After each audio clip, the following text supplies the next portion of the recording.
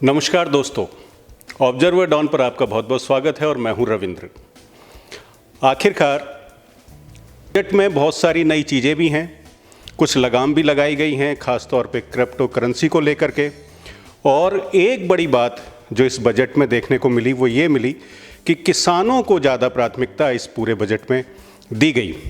हमारे साथ नोएडा से ख़ास लोग मौजूद हैं, व्यवसाय के क्षेत्र में काफ़ी नाम इन लोगों ने अर्जित किया है, वो हमारे साथ हैं। तो चलिए हम उन्हीं से आपको रूबरू करवाते हैं और उन्हीं से पूछते हैं कि इस बजट पर उनका क्या कुछ कहना है। तो हमारे साथ बड़े ख़ास मेहमान हैं। पहले हैं मिस्टर पी के अग्रवाल साहब हैं, चेयरमैन हैं पीपी इंटरनेशनल के। तो उन्हीं से हम उनके पास चलते हैं और उनसे पूछते हैं उनका इस बजट को लेकर के क्या कुछ कहना है। अग्रवाल साहब, आपका पहले तो ऑब्जर्वर डॉन पे बहुत बहुत स्वागत है। Thank you ji, thank you very much. उम्मीदों का बजट माना जा रहा है और कुल मिला के देखा जाए चुनाव भी हैं, चुनावों की घोषणा हो चुकी है। पूरा जो बजट है कुल मिलाकर के ऐसा लगता है कि वायदों का तो बजट है ही है, उसके अलावा जो फोकस है वो बिजनेस इंडस्ट्री पर भी खासा कुछ रहा। आपको क्या लगता है, आपके लिए इस बजट में क्या कुछ होने वाला है? देखो, बजट की सबसे बड़ी चीज़ जो हमें समझ में आती है, पिछले 4-5 साल का अगर बजट का अगर पास्ट देखें तो एटलीस्ट ये बजट उस टाइप के नहीं है जो पहले हुआ करते थे, लोक लुभावन वाले, कि आपकी कोई चीज़ जो है इनकम टैक्स के स्लैब बढ़ा दिए। पहले बजट ज़्यादातर लोगों को खाली इनकम टैक्स के स्लैब से ही समझ में आता था, जो पिछले कुछ सालों से ख़त्म हो चुका है। 8-9 साल से इनकम टैक्स वगैरह के बारे में तो बात ही नहीं होती। अब बात होती है एक बेसिक इंफ्रास्ट्रक्चर डेवलपमेंट की। तो एज सच डायरेक्टली कोई आज में कमेंट दे वो मुझे ठीक नहीं लगता, लेकिन ये है कि बजट अपने आप में काफ़ी अच्छा है और इंडस्ट्री के पॉइंट ऑफ व्यू से भी अच्छा है। और ऐसा भी देख के नहीं लगता कि इसको इलेक्शन को ध्यान में रखते हुए इस बजट को बनाया गया है। मुझे ऐसी में कोई ऐसी चीज़ नहीं दिखी कि जो इलेक्शन, जो अभी 5 स्टेट्स में इलेक्शन है, उसको देख के इस बजट को कुछ वो बनाया गया हो। एक ये बेसिक इंफ्रास्ट्रक्चर को मजबूत करने की दिशा में कदम उठाया गया है मेरे हिसाब से। इंफ्रास्ट्रक्चर की बात करें, रेलवे पर काफ़ी सवाल पूरे इंडस्ट्री में हो रहे थे और ये भी चर्चा थी कि उसका डिसइन्वेस्टमेंट हो सकता है। चर्चा भी हुई, सीतारमन जो है हमारी फाइनेंस मिनिस्टर हैं, उन्होंने भी कहा कि पीपी मॉडल पर रेलवे का कुछ विकास किया जाएगा। ये रेलवे का विकास का ऐसा तो पीपी मॉडल के ऊपर तो नहीं किया गया है, लेकिन जैसे नई ट्रेन, अपने वंदे भारत टाइप की ट्रेन, 400 ट्रेन अगले 3 साल में लाने का कमिटमेंट किया हुआ है, ये अपने आप में एक बहुत बड़ी उपलब्धि है। इससे आपकी स्पीड बढ़ेगी, पैसेंजर का कंफर्ट लेवल बढ़ेगा। फिर इन्होंने जो 100 स्टेशंस को प्राथमिकता दिया है, मल्टी मॉडल हब के लिए दिया है, गति शक्ति का एक इन्होंने उस पर फोकस किया है। मैं समझता हूँ ये अपने आप में बेसिक इंफ्रास्ट्रक्चर को बढ़ाने की दिशा में बहुत अच्छा कदम है। अग्रवाल साहब, एक बीच में जब हम बजट देख रहे थे तो उसमें एक बड़ी खास बात निकल के आई, हालांकि उस पर काफ़ी कन्फ्यूज़न भी था। 1 स्टेशन 1 प्रोडक्ट को लेकर के एक चर्चा हुई थी। वो लग रहा था कि वो 1 डिस्ट्रिक्ट 1 प्रोडक्ट का ही एक पार्ट है। तो उस पर आप कुछ बताएंगे कि ये क्या है पूरा मामला, क्योंकि आपने बड़ा इंटरेस्टिंग एक इसमें पार्ट बताया था और ये भी बताया था कि बिज़नेस इंडस्ट्री को इससे काफ़ी कुछ फ़ायदा हो सकता है आने वाले समय में। देखिए, आज के डेट में जो फ्रेट का मूवमेंट होता है वो बड़े बड़े शहरों के बीच में होता है, जैसे दिल्ली बॉम्बे, दिल्ली कलकत्ता, दिल्ली चेन्नई, इस टाइप के रूट्स के ऊपर होता है जनरली। या फिर अगर गुड्स की ट्रेन चलती हैं तो वो आपके जैसे ईस्टर्न साइड से कोल फील्ड वाली हो गए, आयरन ओर वाली हो गई, इस टाइप के मूवमेंट होते हैं। अगर रेलवे को वाकई अगर इस दिशा में काम करना है तो इनको छोटे छोटे रूट्स के ऊपर, जैसे दिल्ली से कानपुर, दिल्ली से लुधियाना, इस टाइप के रूट्स के ऊपर अगर छोटे छोटे रूट्स के ऊपर गुड्स की ट्रेन चलाएं और दिन में सिर्फ एक ही ट्रेन चलाएं और उस दिन का जितना भी मटेरियल है वो उस जगह पर जाए, तो इससे एक तो रोड के ऊपर लोड कम होगा, आपका जो डीजल पेट्रोल है उसकी खपत कम होगी, आपका रेलवे का टाइमिंग इतना कम हो जाएगा मटेरियल मूवमेंट के लिए, आपका इकोनॉमिक भी हो जाएगा। तो मुझे जहाँ तक समझ में आता, जो इन्होंने 100 स्टेशंस की बात की है, हो सकता है, क्योंकि अभी क्लैरिटी तो किया नहीं है, लेकिन हो सकता है ये उसी दिशा में कोई कदम हो कि आप छोटे छोटे जो टियर 2 के शहर हैं उस टाइप के शहरों को रेलवे के फ्रेट से जोड़ने का कुछ कार्यक्रम हो। इसके अलावा एक्सप्रेसवे पर और हाईवेज़ को लेकर के काफ़ी फोकस रहा। रिवर लिंकेज को लेकर के काफ़ी फोकस रहा पूरे बजट में, और सबसे बड़ा जो फैसला हुआ वो डिजिटल करेंसी को लेके हुआ। क्या लगता है कि क्रिप्टो करेंसी को रोकने की एक, जैसे पीछे जो चर्चाएं हुई कि क्रिप्टो करेंसी की वजह से ख़ास तौर पर अभी जो मौजूदा दौर में जो पीछे जो पिछले दिनों बात हुई कि हवाला कारोबार उसको पीछे माना जा रहा था कि जो क्रिप्टो करेंसी है उसमें हवाला ट्रांजैक्शन होती है, और इस बात का पिछले जब विंटर सेशन था तो प्रधानमंत्री मोदी ने भी ये बात उठाई थी कि क्रिप्टो करेंसी पर कुछ सख्त कदम उठाए जाएंगे। तो क्या लग रहा है इस बजट में वाकई कुछ ऐसा हो रहा है क्रिप्टो करेंसी के खिलाफ? इसके बारे में मुझे बहुत ज़्यादा जानकारी नहीं है। ये हमारे और एक्सपर्ट लोग हैं क्रिप्टो के बारे में, शायद वो बताएं तो ज़्यादा बेहतर है। मैं इस बारे में कोई मेरा विचार नहीं है। अग्रवाल साहब बता रहे थे कि जो इस बजट में जो वन स्टेशन वन प्रोडक्ट है वो एक काफ़ी अहम भूमिका निभा सकता है, और भी बहुत सारे हमारे साथ मेहमान मौजूद हैं। आप अपना इंट्रोडक्शन दे दीजिए प्लीज़। मेरा नाम महेश गुप्ता है, मैं प्रैक्टिसिंग चार्टर्ड अकाउंटेंट। जी, तो क्रिप्टो करेंसी से ही उठा करके हम सवाल करते हैं आपसे, क्योंकि आप डिजिटल करेंसी पर भी चर्चा कर रहे थे। तो क्या है और किस तरीके का स्लैब और इस पे किस तरीके की चीज़ें लगाई गई हैं इस बजट में खास तौर पे? क्रिप्टो करेंसी के लिए कोई रेगुलेशन हिंदुस्तान में नहीं था जी, तो एक तो इसको रेगुलेट करने का प्रयास किया है। क्रिप्टो करेंसी के जो भी ट्रांजैक्शन होंगे इसको एक से वर्चुअल डिजिटल एसेट के रूप में माना गया है, और इस पर सीधा एक ही स्लैब लगाया टैक्स का 30%, और उस 30% टैक्स का 1% इसके ट्रांजैक्शन पर TDS का भी प्रोविज़न किया है। तो एक तरह से क्रिप्टो करेंसी को रेगुलेट करने का प्रयास सरकार करेगी। कि क्रिप्टो करेंसी को रेगुलेट तो किया ही जाना चाहिए, अब इकोनॉमी का एक पार्ट भी होता जा रहा है। क्रिप्टो करेंसी के रेगुलेट भी कर रहे हैं। दूसरा, क्रिप्टो करेंसी के side by side Indian rupee, digital Indian rupee currency, ये भी आज उन्होंने अनाउंस की है, और 2022-23 में RBI इसको भी लॉन्च करेगी, और इसको भी एक तरह से वर्चुअल डिजिटल एसेट की सेम में ही माना है। इस पर भी सेम स्लैब 30% का स्लैब रहेगा टैक्स का, और 1% इसके ट्रांजैक्शन पर TDS लगेगा। तो TDS आज बहुत बड़ा एक रेगुलेशन का माध्यम बन गया है। जिन ट्रांजैक्शंस पर TDS लगता है तो TDS लेन देन करने वाली दोनों पार्टियों की एक जिम्मेदारी बन जाती है, और सरकार उसके माध्यम से चीज़ों को रेगुलेट कर रही है। यहाँ आपने बड़ा अच्छा विषय उठाया है। देखिए, जैसे कहते हैं ना, मोदी है तो मुमकिन है। आज बजट में 3 बातें जो बड़ी अच्छी बोली। सोलर के ऊपर आया, 5G आ रहा है, क्रिप्टो करेंसी आ रहा है। अब आप बताइए, नेक्स्ट टाइम आप मेरे से मिलेंगे तो शायद आप ये नहीं कहेंगे डेवलपिंग कंट्री है इंडिया, शायद आप कहेंगे हम डेवलप्ड हो चुके हैं।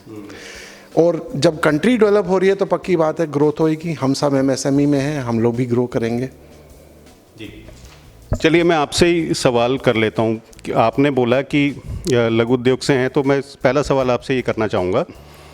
अभी बीच में ये रहा कि सरकार का जो पूरा फोकस है वो इंफ्रास्ट्रक्चर पे बहुत ज़्यादा रहा है, और सरकार कह रही है कि 75+25 यानी 75 साल जो हमारी आज़ादी को हुए हैं वो, और आने वाले 25 साल का बजट है ये। जी, तो इस पर आपका क्या कहना है? वाकई 25 साल का बजट है, या सिर्फ ये है कि कुछ इंफ्रास्ट्रक्चर में, क्योंकि लगातार काम हो रहा है, सड़कों को लेकर के पूरे देश में काम हो रहा है, तो उसी पर फोकस है सरकार का?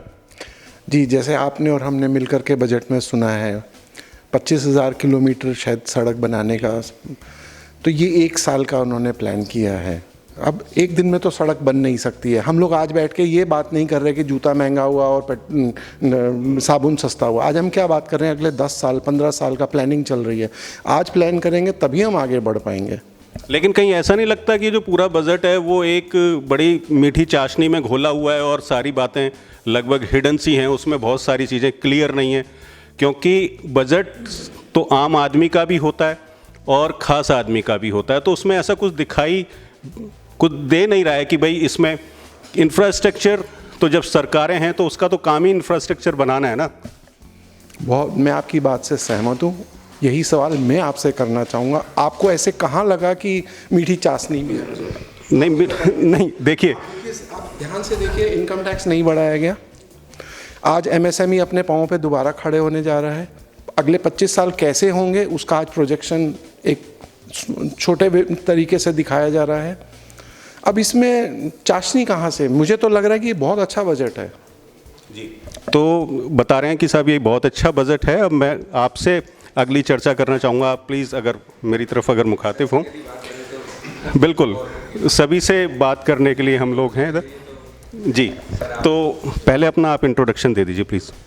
मेरा नाम कुशलपाल सिंह है, मैं लघु उद्योग भारती ग्रेटर नोएडा इकाई का अध्यक्ष हूँ। और यहाँ पे जो ये आज किया गया है प्रोग्राम, ये लघु उद्योग भारती के ही यहाँ पे सब लोग हैं। और पहले तो आपको बहुत बहुत धन्यवाद कि आपने इसको कवरेज देने का निश्चय लिया। और जहाँ तक ये बजट की बात करें तो देखिए, सबसे पहले क्या होता है, एक तो बजट में कंटिन्यूटी होना बहुत ज़रूरी होता है। अब जैसे ये चल रहा है कि ये बजट, इसके दूरगामी परिणाम होते हैं। बेसिकली सरकार का जो एक्चुअल पर्पस होता है, मतलब होता है, वो सरकार का मतलब होता है 4 चीज़ों पे फोकस करना। एक होता है शिक्षा, सबसे पहले शिक्षा पे पूरी तरह ध्यान दिया गया। इस बार भी जो परिवेश बदल रहा है, ऐसे परिवेश में शिक्षा की क्या नीति होनी चाहिए। हमारी जो शिक्षा नीति 2020 आई है अभी, उसमें बहुत ज़्यादा कुछ इस चीज़ पे दिया। होता क्या था, एजुकेशन में और इंडस्ट्री में देखिए जो उपलब्धता है उसकी वर्कफोर्स की और जो ज़रूरत है, इस दोनों के बीच में बहुत गैप था। अब जो सरकार दोनों चीज़ों को क्लोज लेके आ रही है कि जो इंडस्ट्री को हम उसी तरह की चीज़ों से जो ज़रूरत है, एजुकेशन को हम उसके साथ जोड़ रहे हैं। अभी जैसे इसमें भी बजट में भी उन्होंने कहा है कि भाई इंडस्ट्री को हम उसके साथ जोड़ना चाहते हैं। तो जो इंडस्ट्री की आवश्यकता है उसके अनुरूप ही हम पाठ्यक्रम करें और उसके अनुरूप ही हम अपनी वर्कफोर्स को तैयार करें, जिससे वो डायरेक्ट जाके एक यूटिलिटी उनकी बने। तो एक तो ये बहुत बड़ी शिक्षा से संबंधित है। दूसरा होता है ट्रांसपोर्टेशन, यातायात सिस्टम। और यातायात में आपकी रोड्स वगैरह और बाकी सारी चीज़ें आती हैं। तो 7 चीज़ों पे इन्होंने फोकस किया है कि भाई ये सारी चीज़ें, तो ये एक बहुत बड़ा विषय है। तो सरकार का एक दूसरा ये होता है कि भाई इस पे दे। तीसरी चीज़ होती है जो जैसे डिफेंस में तो काफ़ी चल ही रहा है, हालांकि इस बार डिफेंस का नाम उन्होंने कहीं नहीं लिया है, बिकॉज पिछले कई सालों से डिफेंस के ऊपर ज़्यादा फोकस किया जा रहा था। तो इस बार डिफेंस के ऊपर ज़्यादा कुछ चर्चा इसमें नहीं है। एक्सपोर्ट इंपोर्ट को भी लेकर के बहुत ज़्यादा चर्चा है इस पूरे बजट को। बता रहा हूँ, इसमें देखिए होता क्या है कि आजकल जो अभी बजट में आप देखें, मेन जो चीज़ की गई है, इन्होंने कस्टम ड्यूटी उन चीज़ों पे बढ़ा दी गई है जिनकी प्रोडक्शन इंडिया में हो पा रही है। तो बहुत सी ऐसी चीज़ें हैं कि जो बेसिक, अब जैसे स्क्रैप पे है, तो स्क्रैप पे, स्टील स्क्रैप पे इन्होंने इम्पोर्ट ड्यूटी को, कस्टम ड्यूटी को हटा दिया। तो अगर इन सब चीज़ों को करेंगे तो उससे क्या होगा कि जो इस तरह का रॉ मटेरियल है उस पर सही मायने में इंपोर्ट ड्यूटी या कस्टम ड्यूटी को कम होना चाहिए। और जो चीज़ हमारी, जो यहाँ पे हमें जो हमारा डोमेस्टिक प्रोडक्शन जिस चीज़ का हो सकता है, और उस पर अगर हम क्यों प्रोत्साहित करें दूसरे देशों से हमारे यहाँ इंपोर्ट हो। तो एक ये देखिए, अगर कहने के लिए देखा जाए तो नॉर्मल आदमी के लिए खाली इतना ही समझना चाहिए कि हमारा देश प्रोग्रेस कर रहा है, बजट में कंटिन्यूटी है, चीज़ें दूरगामी है, इनका परिणाम इमीडिएटली ना दिखाई दे पर बहुत आगे देगा। नॉर्मल पब्लिक को कंसर्न ज़्यादा होता है कि मेरी इनकम टैक्स का क्या हो रहा है, इनकम बढ़ रही है पर इनकम टैक्स नहीं बढ़ रहा है। तो ये अपने आप में एक बहुत ही पॉजिटिव चीज़ है। बजट का बहुत अच्छा है। कई प्रावधान ऐसे हैं जिनको एक्सपर्ट्स समझा पाएंगे बाद में, बट ओवरऑल देखा जाए तो ये बजट जो आशा की जा रही थी, और जैसा ये लग रहा था कि अभी आप कह रहे थे भी चाशनी खोल के दिया, ऐसा कुछ नहीं है। ऐसा तो देखिए, बहुत सारी चीज़ें ऐसी होती हैं कि आपको कुछ ना कुछ ऐसे स्टेप लेने पड़ते हैं। जब सरकार की इनकम ही नहीं होगी तो खर्चा कहाँ से करेगा। तो ये सारी चीज़ें भी साथ साथ देखने वाली होती हैं। मैं ये समझता हूँ कि एज ए लघु उद्योग भारती के पैनल पे हम लोग यहाँ बैठे हुए हैं और ये सारा चीज़ कर रहे हैं। इंडस्ट्री के लिए बहुत सारी चीज़ें ऐसी जो जैसी चल रही है, अगर वैसी भी चलती रहे तो भी अपने आप को आदमी स्टेब्लिश कर लेता है। जब चीज़ें बहुत जल्दी जल्दी चेंज होती हैं तो उसके हिसाब से अपने आप को चेंज को अडॉप्ट करना बड़ा मुश्किल हो जाता है। तो कंटिन्यूटी है चीज़ों में, और उम्मीद यह है कि आने वाले समय में हम इंडस्ट्रीज को भी इसका बहुत फायदा होगा। नमस्कार जी, मेरा नाम गुरदीप सिंह तुली है और मैं लघु उद्योग भारती के साथ में मेंबर हूँ, और मेरी यहाँ पर ग्रेटर नोएडा में फैक्ट्री है। आपको क्या लगा, आपने भी बजट देखा, आपका क्या कुछ कहना है बजट को लेकर? देखिए, इस दौरान में जो पिछले 2 साल इकोनॉमी के लिए रहे हैं कोरोना की वजह से, पूरी इकोनॉमी में ज़रूर काफ़ी उसका इम्पैक्ट है। और लग रहा था कि शायद गवर्नमेंट को अपने इंफ्रास्ट्रक्चर की तरफ जो कमिटमेंट है, डिफेंस की तरफ जो कमिटमेंट है, जो इंटरनेशनल प्रेशर्स बन रहे हैं विज़ेवी चाइना, विज़ेवी पाकिस्तान, डिफेंस स्पेंडिंग भी हो रही है, तो लगता था कि कहीं ना कहीं से पैसा कहाँ से लाया जाएगा। मैं हैरान हूँ कि सरकार ने अपनी सारी commitment towards infrastructure, towards education, वो सारे गोल्स को अचीव करते हुए कहीं भी किसी स्लैब को बढ़ाया नहीं है। तो मुझे ऐसा लगता है कि जो जीएसटी के एनहांस्ड कलेक्शंस हैं वो काफ़ी इनकरेजिंग है, और गवर्नमेंट इसी तरीके से उम्मीद कर रही है कि उनके। आपने एजुकेशन की बात करी, पूरे भाषण में जो फाइनेंस मिनिस्टर का भाषण था उसमें ना तो कहीं हेल्थ की बात थी, ना ही एजुकेशन की थी, वर्चुअल यूनिवर्सिटीज़ की बात थी। तो वर्चुअल यूनिवर्सिटीज़ को लगाना और उसमें पढ़ाना एक बड़ा चैलेंज भी है। और जब हेल्थ और जो बेसिक एजुकेशन ही अच्छा नहीं होगा तो वर्चुअल यूनिवर्सिटी कैसे काम करेंगी? मैं यहाँ पर एक चीज़ करेक्ट करना चाहूँगा कि जब हम कोई चीज़ अचीव कर लेते हैं, you can't keep beating your chest all the time. देखा जाए 170 करोड़ वैक्सीनेशन कर लेना अपने आप में एक बहुत बड़ी उपलब्धि थी। उसके बारे में बार बार हेल्थ के बारे में बात ना करें, वो यहाँ तो एक्शन से पता लग रहा है पिछले 2 साल में जिस तरीके से देश को संभाला गया है, ये एक आसान काम नहीं था। 130-135 करोड़ लोगों की आबादी को संभाल लेना इस इतने बड़े विपत्ति काल में आसान नहीं था। जहाँ तक बात है डिजिटल यूनिवर्सिटी का, पिछले 2 सालों में हमने काफ़ी कुछ सीखा है। जिस बच्चे को फ़ोन नहीं पकड़ना आता था, जिस बच्चे को नहीं पता था कि फ़ोन से कैसे एजुकेशन लेनी है, वो पिछले 2 साल जो हमको मिले हैं उसमें टीचर्स ने भी अपने आप को तैयार किया है, बच्चों ने अपने आप को तैयार किया जिन्होंने एजुकेशन पानी है और जिन्होंने देनी है। तो ये एक माध्यम विकसित हो रहा है। मैं आशावादी हूँ कि ये हम अच्छे की तरफ जा रहे हैं। एक तबके के पास तो अभी भी फ़ोन नहीं है। बहुत सारे बच्चे हैं, वो गांव देहात की अगर बात करें या रूरल इंडिया की बात करें, उसके पास तो फ़ोन भी नहीं है। तो ये वर्चुअल एजुकेशन उधर किस तरीके से हेल्प करेगी उन्हें? मुझे याद आती है एक टाटा की, क्या आपको नहीं लगता कि कुछ ऐसे भी इस बजट में ज़रूर होना चाहिए था? ये सभी का बजट होना चाहिए था, क्योंकि आम बजट है तो खास बजट होता सा नज़र आ रहा है। देखिए, जहाँ तक हम वर्चुअल लर्निंग की अगर बात करें तो मुझे एक टाटा की एडवर्टीज़मेंट बहुत पहले अभिषेक बच्चन किया करते थे कि एक पेड़ के ऊपर उन्होंने फ़ोन लगाया और उससे 40 बच्चे देख रहे हैं। जब हम वंचित वर्ग के साथ बात करते हैं तो ज़रूरी नहीं कि हर एक के हाथ में स्मार्टफोन होना ही चाहिए तभी एजुकेशन होगी। अगर एजुकेशन की लालसा है, सब हमारे वक्तों में लोग लालटेन घर में नहीं होती थी, वो पेड़ के उसके खंबे के नीचे बैठ के पढ़ते थे। आज 40 बच्चे इकट्ठे बैठ के भी एक ही फ़ोन से पढ़ और सुन सकते हैं। प्राइवेट लिमिटेड नोएडा से, और मेरे पास लघु उद्योग भारती का महासचिव पद का भी दायित्व है और विश्व हिंदू परिषद से भी उपाध्यक्ष पद का दायित्व है। तो आपका इस बजट को लेकर के क्या कुछ कहना है? क्या लगता है ये बजट वाकई आम बजट है? बजट में बहुत सारा संतुलन बनाया गया है और मेरी अगर मैं थोड़े से समय में अपनी बात को कह पाऊँ तो आत्मनिर्भर भारत की जहां हमारे आदरणीय मोदी जी बात करते हैं, तो आदरणीय मोदी जी से मैं गुजारिश करना चाहूँगा कि आत्मनिर्भर भारत के लिए उन्होंने आज क्या दिया है।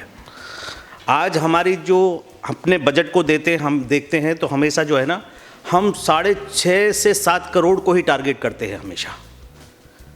मैं चाहता हूं कि मेरा अपना सोचना यह है कि जो एक नव युवा हमारे 140 करोड़ की संख्याओं में, उसका भी एक आकलन है, उसकी भी दिशा में कुछ सोचें। मेरा अपना सोचना है। आज आप 200 स्टेशन, 1 स्टेशन 1 प्रोडक्ट के हिसाब से 200 स्टेशन आप लेके आए, आप क्या चीज़ पैदा करेंगे? आप वहाँ की चीज़ों को, इन्वायरमेंट को तहसील लेवल पे, जिला लेवल पे आप कितनी इंडस्ट्री खड़ा करना चाहेंगे? आप माल कहाँ से आएगा आपको 200 स्टेशन के लिए? सबसे पहले उनको आत्मनिर्भर बनाना है, उनको एक टेक्नोलॉजी देनी है, अपने स्तर पे एक किसी भी टेक्नोलॉजी को हम आगे बढ़ाना है जिससे वहाँ से लोग सीखे, एक अपने प्रोडक्ट को बनाएं और आगे बढ़े। मेरा अपना सोचना है। और मैं तो फिर एक बार कहना चाहूँगा, मेरा कहना है कि वित्त मंत्रालय से, आदरणीय हमारी जो वित्त मंत्रालय में जो सीतारमण जी हैं, बजट से पहले 2 महीने, मात्र 2 महीने 60 दिन निकालें और पूरी हमारे भारतवर्ष की जो भौगोलिक स्थिति है उसका आकलन जरूर करें। मेरा निवेदन है, उस आकलन के हिसाब से अगर हम उस बजट को लेकर आएंगे तो आज जो धरातल पे, जब मोदी जी ने सबसे पहला सेशन लिया था तो सबसे पहले उन्होंने झाड़ू उठाई थी, तो हमें उस स्तर पे भी जाने की जरूरत है। मेरा अपना मानना है। हमारे साथ और भी एक मेहमान मौजूद हैं। मैं पहले आपका इंट्रोडक्शन चाहूँगा। मेरा नाम अमित कुमार सिंघल, लघु उद्योग भारती नोएडा इकाई का कोषाध्यक्ष हूँ मैं आपसे ये पूछना चाहूँगा, जैसे अभी ये साहब बता रहे थे कि वित्त मंत्री से वो निवेदन कर रहे थे कि वो ग्राउंड लेवल पर जाएं और ये पहले वो समझें बजट बनाने से पहले कि वो बजट किन लोगों के लिए तैयार कर रही हैं। इस पर आपका क्या कुछ कहना है? मैं इसी में एक लाइन जोड़ते हुए कहना चाहता हूँ, अभी हमारे बजट सेशन में ई विद्या को लेकर कोई बात की गई, तो ई विद्या एक ऐसी चीज़ है कि जिसके लिए सभी के पास स्मार्टफोन और लैपटॉप वगैरह होना ज़रूरी है। और पिछले 2 सालों में हम जैसा देख रहे हैं कि काफ़ी हद तक ई लर्निंग की व्यवस्था की गई है, और मैं समझता हूँ ये केवल व्यवस्था जो भी की गई है और इसमें जो ई लर्निंग हो पाई है केवल शहरों में ही, मैं समझता हूँ ढंग से हो पाई है। अगर आप देहातों में उसका आकलन करें, क्योंकि मैं इस इंडस्ट्री से कुछ जुड़ा हुआ हूँ इसलिए मैं काफ़ी हद तक इसमें समझ पा रहा हूँ या देख पा रहा हूँ, और बहुत से शहरों में बैठे हुए लोग उस पर वहाँ तक नहीं पहुँच पा रहे हैं, तो वहाँ अभी भी लोग जो उस ई लर्निंग को समझ भी नहीं पाए हैं और पहुँच भी नहीं पा रहे हैं। वो ऐसी जगहों की मैं बात कर रहा हूँ जहाँ पर अभी स्कूल्स में भी लोग पहुँच नहीं पा रहे थे। हमारी सरकार सब लोगों को ये कहना चाह रही थी कि सब स्कूल भेजें कम से कम। अब वो स्कूल अभी तक तो पहुंच भी नहीं पाए हैं बच्चे, उससे पहले वो कह रहे हैं कि ई लर्निंग करें। अब ई लर्निंग कहाँ तक पॉसिबिलिटीज़ हैं उसकी, जबकि अभी हम चाहते हैं कि हमारे छोटे छोटे बच्चे हैं वो मोबाइल हाथ में पकड़े ही नहीं, और हम उन्हें कह रहे हैं कि मोबाइल से सब कुछ सीख लें। नहीं, हकीकत तो ये भी है कि अभी अगर दिल्ली से अगर सिर्फ 300 किलोमीटर दूर चले जाओ, अगर नैनीताल मैं 50 किलोमीटर का रेडियस में बात जी, 50 किलोमीटर के रेडियस में शायद इंटरनेट की भी सुविधा ना हो। इंटरनेट की सुविधा भी आप दे देंगे, उसके बावजूद भी जिन बच्चों को हम ये चाहते हैं कि वो उस मोबाइल से दूर रहें और वो खेले कूदे और कम से कम अपनी लर्निंग एक्टिविटीज़ को उस बुक से पढ़ें, उसको ना करते हुए वो नेट से देख रहे हैं। और कहाँ तक उनके माँ बाप उतने सक्षम हैं कि वो बार बार वो देख पाएँ, बार बार उन पर नज़र रख पाएँ कि वो बच्चे वाकई में पढ़ रहे हैं या कुछ ऐसी चीज़ों को में ध्यान दे रहे हैं जहाँ पर वो नहीं चाहते कि वो ध्यान दें। चलिए एक मैं आपसे एक चीज़ और सर, देखिए, ई लर्निंग की बात यह है कि मैं पुराने ज़माने की बात करूं, अगर डिफरेंस में अगर जो है ना, अगर हमारी कोई ताकत थी तो हमारे पास उस ज़माने में हथियार नहीं थे, उतनी मिसाइलें नहीं थी हमारे पास, उतने तोपें नहीं थी, शारीरिक रूप से ही हम मजबूत थे।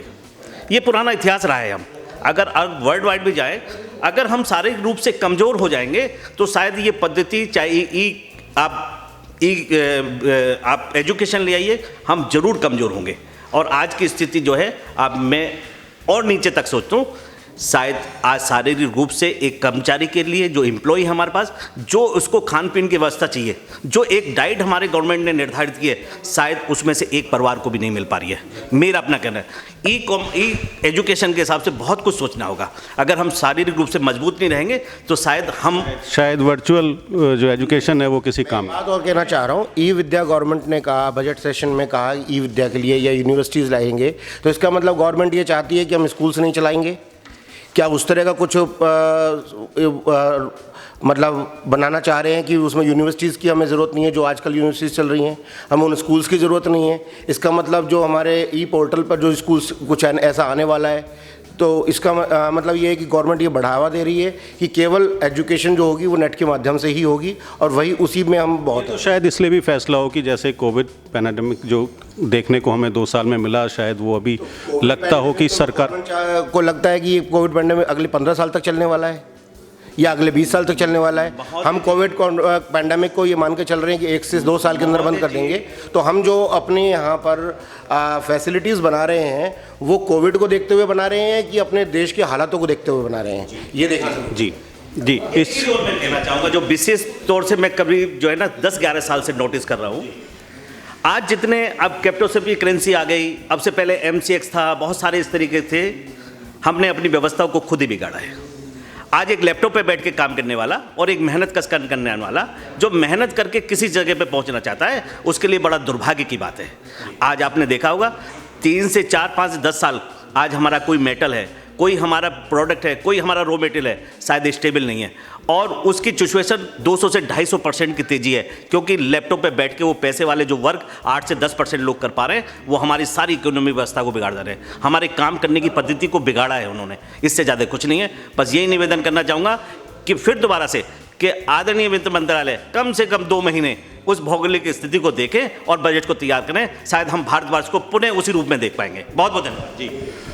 और एक अंतिम सवाल के साथ हम एक बार से फिर से पी के अग्रवाल साहब के पास चलते हैं और उनसे जो स्वच्छ भारत मिशन को लेकर के जो निर्मला सीतारमण हैं, उन्होंने एक ख़ास बात कही कि जो प्रधानमंत्री के सपनों में जो स्वच्छ भारत मिशन है वो भी शामिल है। इसके अलावा प्रधानमंत्री आवास योजना के तहत काफ़ी घर देने की बात है, तो उस पर उनका क्या कुछ कहना है, उस पर एक उनसे सवाल लेते हैं और इस चर्चा को विराम देते हैं। 14 से और अब तक एक तो स्वच्छ भारत मिशन को लेकर के उनका काफ़ी फोकस रहा, और इस बजट में भी हमने देखा कि एक बजट जो है उसके लिए भी खास एलोकेशन किया गया, वो बढ़ाया भी गया।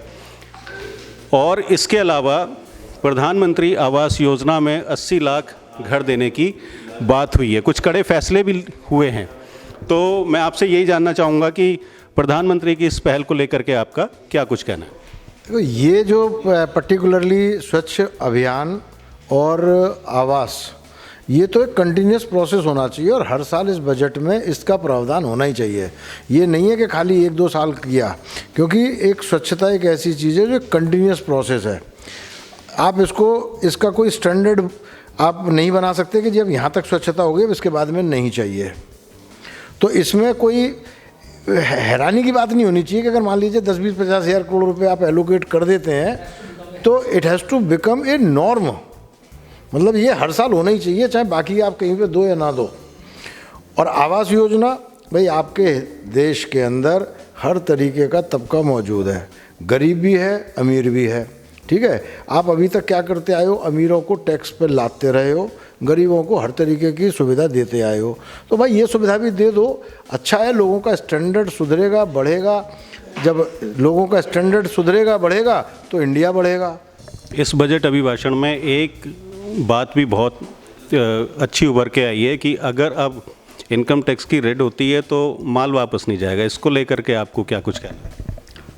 ऐसा जी, इनकम टैक्स की रेट पड़ती भी उन्हीं के यहाँ पर है जो लोगों ने टैक्स बचाया हुआ है, वरना उनके यहाँ पे क्यों नहीं पड़ती जिन लोग ईमानदारी से टैक्स देते हैं। तो वो अगर पैसा है ही चोरी का तो यार सरकार रख लेना अपने पास, अच्छी बात है ना। तो कम से कम इससे जो है लोगों को एक सरकार की नीयत में थोड़ा सा ऐसा लगता नहीं है कि कुछ खास लोगों को दबाने की भी कोशिश की जा सकती है, क्योंकि अगर अपनी सफाई देने का ही अगर हक नहीं होगा तो व्यवसायी तो उसमें बहुत ज़्यादा परेशान हो सकता है। एक थ्रेट जैसी एक चीज़ सुनाई देती है कि अगर इनकम टैक्स की रेट पड़ गई और कुछ माल जब्त हो गया या पैसा जब्त हो गया तो वो सब सरकार का हो जाएगा। देखो ऐसा है, जब इनकम टैक्स की रेट पड़ती है या किसी ईडी की रेट पड़ती है तो ऐसा नहीं है कि एकदम से अचानक आपको एक सपना आया और जाके किसी के घर में रेड मार दी। उसके लिए पूरी बहुत हफ्तों और महीनों की तैयारी होती है। हर अलग अलग लेवल पर इनके अप्रूवल होते हैं, तब जाके किसी के पास जब बहुत पुख्ता जानकारी होती है तभी रेड पड़ती है। और दूसरी बात यह है कि रेड पड़ने के तुरंत बाद आप बहुत सारे लोगों का रिएक्शन देखते हो कि जी पॉलिटिकली मोटिवेटेड है, ये वो है। अरे भाई, जिसके पास से पैसा निकला है ये अपने आप में इस बात को एक जो है प्रूव करता है कि उस आदमी ने गलत तरीके से पैसा रखा हुआ है ना। भाई घर के अंदर आप पैसा जो है 100-100 करोड़ 200 करोड़ थोड़ी रखोगे, आप ज़्यादा से ज़्यादा 10-20 लाख रुपए रख लोगे। आपने इतना पैसा रखा हुआ है, बैंक में नहीं जमा किया हो, इसका मतलब आपकी खुद ही नीयत ठीक नहीं है। उस पैसे को अगर सरकार जब्त करती तो क्या बुराई है?